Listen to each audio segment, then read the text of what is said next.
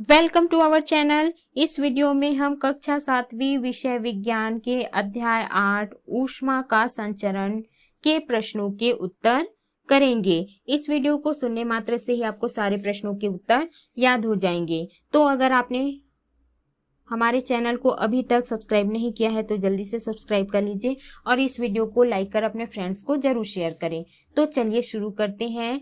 सबसे पहला प्रश्न है, ऊष्मा के सुचालक एवं कुचालक से आप क्या समझते हैं? प्रत्येक के दो दो उदाहरण दीजिए। इसका उत्तर है, सुचालक ऐसे पदार्थ जिनमें चालन विधि से ऊष्मा का संचरण आसानी से होता है, सुचालक कहलाते हैं। उदाहरण है लोहा, तांबा, एल्यूमीनियम। कुचालक वे पदार्थ जिनमें चालन द्वारा ऊष्मा का संचरण आसानी से नहीं हो पाता, ऊष्मा के कुचालक कहलाते हैं। इसके उदाहरण हैं लकड़ी, ऊन, कांच, कार्क, प्लास्टिक आदि। प्रश्न दूसरा है, गर्मियों में कुएं का पानी ठंडा और सर्दियों में गर्म होता है, क्यों?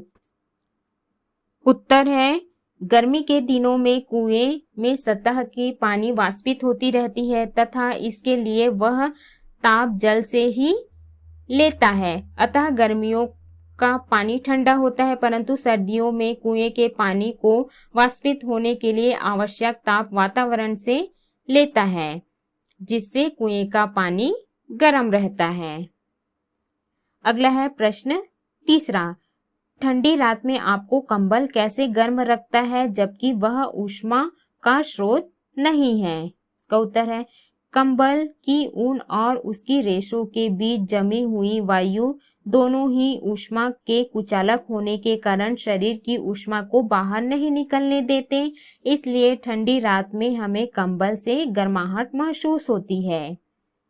अगला है प्रश्न चौथा, चिड़िया ठंड के दिनों में अपने पंख फुलाकर क्यों बैठती है? इसका उत्तर है, चिड़िया के पंख और उसके बीच मौजूद हवा दोनों ही ऊष्मा के कुचालक होने के कारण शरीर की ऊष्मा को बाहर निकलने नहीं देते हैं, इसलिए चिड़िया ठंड के दिनों में अपने पंख को फुलाकर बैठती है। अगला है, इनके उत्तर दीजिए में। सबसे पहला प्रश्न, चित्र में एक आयताकार बॉक्स एक्स के दो रास्ते ए और बी दिए गए हैं। इसके अंदर एक मोमबत्ती सी जल रही है। इसमें पहला, बॉक्स के अंदर संवहन धाराएं किस प्रकार बह रही है, तीर का निशान बनाकर दर्शाइए। तो हम देख सकते हैं कि बॉक्स के अंदर संवहन धाराएं इस प्रकार से बह रही हैं।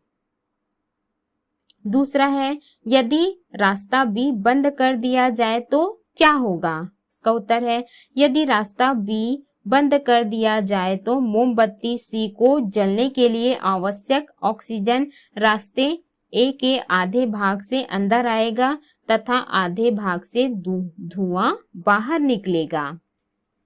तीसरा है, जलती हुई अगरबत्ती को ए के ऊपर रखने पर धुआं किस दिशा में जाएगा?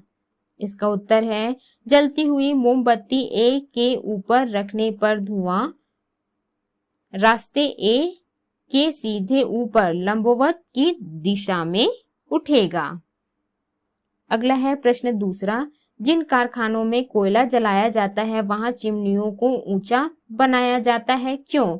इसका उत्तर है, कारखानों की चिमनियों के नीचे से कोयला जलाया जाता है क्योंकि कोयले के जलने से गर्म धुआं चिमनियों से होते हुए बाहर ऊपरी वायुमंडल में मिल जाता है तथा नीचे से शुद्ध और ताजी हवा खिड़कियों और दरवाजों में प्रवेश करती है, जिससे वहां कारखानों में कार्यरत लोग स्वच्छ वायु श्वास के द्वारा ले सके। अगला है, इनके उत्तर दीजिए। पहला प्रश्न है, सूर्य से प्राप्त ऊर्जा में ऊष्मा अधिक व चंद्रमा से प्राप्त ऊर्जा में ऊष्मा नगण्य क्यों होती है? इसका उत्तर है, सूर्य का प्रकाश सभी दिशाओं में वितरित होता है तथा ये किरणें सभी ग्रहों तथा पृथ्वी तक जाती है।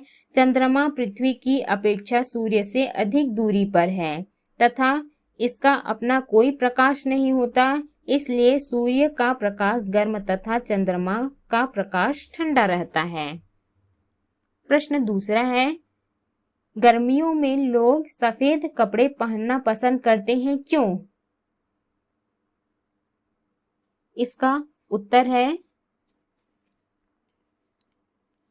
सफेद या हल्के रंग वाले कपड़े ऊष्मा के बुरे अवशोषक एवं उत्तम परावर्तक होने के कारण सूर्य की ऊष्मा को बिना अवशोषित किए परावर्तित कर देते हैं, जिससे कपड़े शीघ्र गर्म नहीं होते।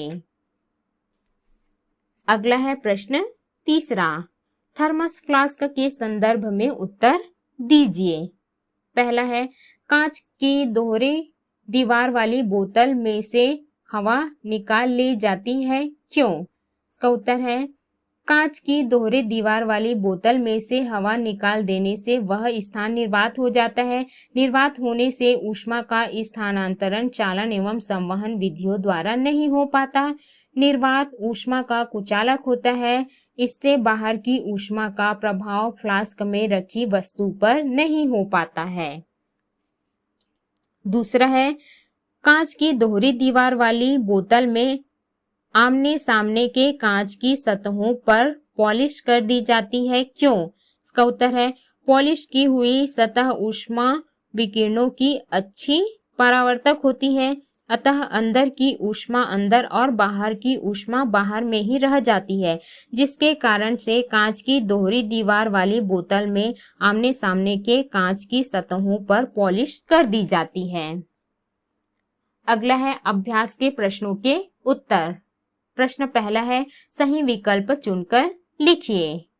पहला है, ठोस में ऊष्मा का संचरण निम्न प्रक्रिया से होता है। इसका उत्तर है चालन। दूसरा है, निम्नांकित ऊष्मा का कुचालक है, तो इसका उत्तर है थर्मोकोल। तीसरा है, ऊष्मा संचरण की निम्न प्रक्रिया में माध्यम के कण एक स्थान से दूसरे स्थान की ओर गति करते हैं, तो इन चार ऑप्शंस में से सही है संवहन। चौथा है, विकिरण ऊर्जा का अच्छा अवशोषक है, तो इसका उत्तर है कालिख लगी हुई गेंद।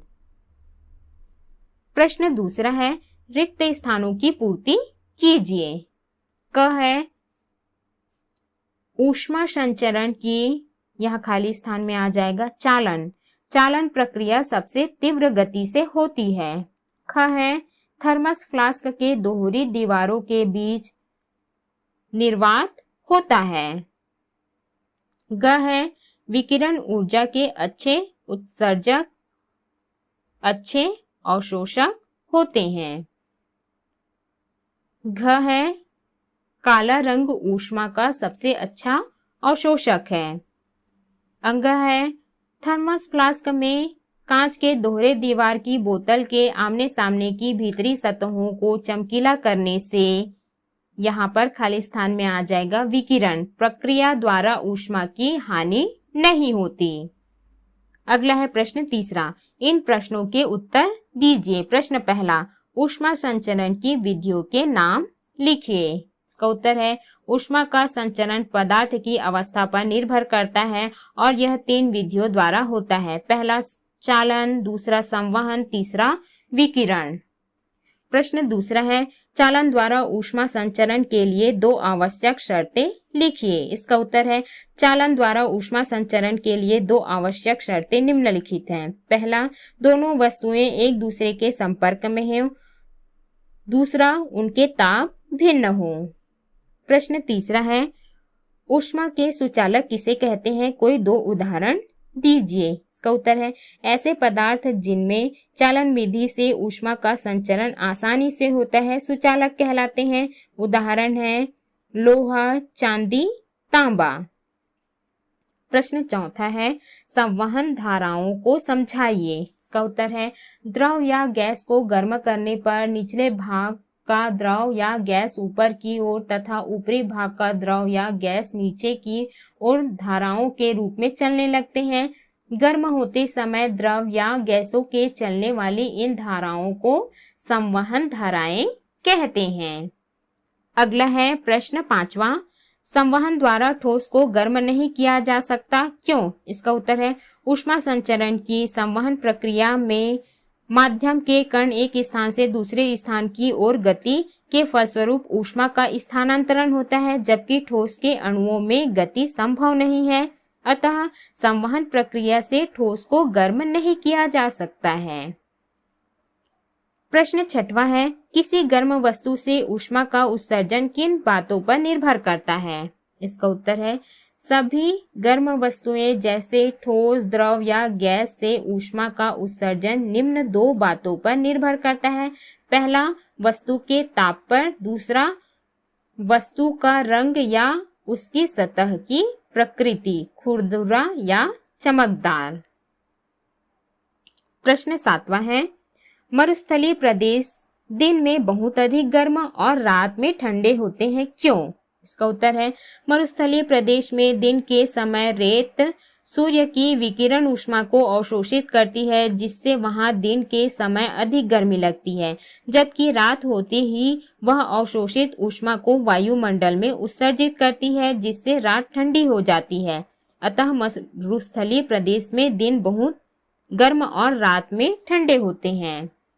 प्रश्न 8वां है, गर्मी के दिनों में सफेद या हल्के रंग के कपड़े क्यों पहनते हैं? इसका उत्तर है सफेद या हल्के रंग वाले कपड़े ऊष्मा के बुरे अवशोषक एवं उत्तम परावर्तक होने के कारण सूर्य की ऊष्मा को बिना अवशोषित किए परावर्तित कर देते हैं, जिससे कपड़े शीघ्र गर्म नहीं होते।